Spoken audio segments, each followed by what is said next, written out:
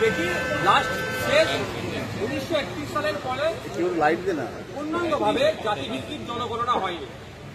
2011 সালে এই জাতিভিত্তিক জনগণনা তথা আর্থসামাজিকভাবে মানুষ কোন জায়গায় আছে এটা হলেও 2014 সালে বিজেপি সরকার আসার পরে এই রিপোর্ট পাবলিশ তারা করে। আর পশ্চিমবাংলার 2014-15 অর্থবর্ষে সেন্সাস হয়েছিল। বর্তমান সময়ে পশ্চিমবাংলার এবং দেশের ক্ষেত্রে জাতিভিত্তিক জনগণনা অত্যন্ত জরুরি বলে মনে করেছে। সেই জন্য পশ্চিমবাংলা সরকারের ভারপ্রাপ্ত মন্ত্রী মহাশয়ের কাছে আমি উল্লেখ করবে তাকে আবেদন রেখেছি যে অবিলম্বে জাতিভিত্তিক জনগণনা করা হবে।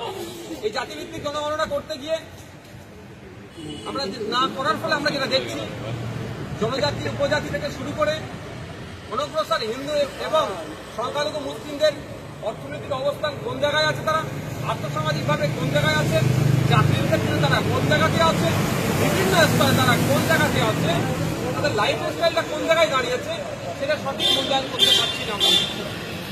মন্ডল কমিশন 1980 সালের এবং সাচার কমিশনের সবকটাই কিন্তু 1931 সালে এই জাতিভিত্তিক জনগণনাকে সামনে রেখে হয়ে গেছে। প্রায় 100 বছর হতে চলেছে, এখনো যদি জাতিভিত্তিক জনগণনা না হয় পশ্চিমবাংলা সহ দেশের মানুষ কোন পর্যায়ে আছে আমরা জানতে পারছি না।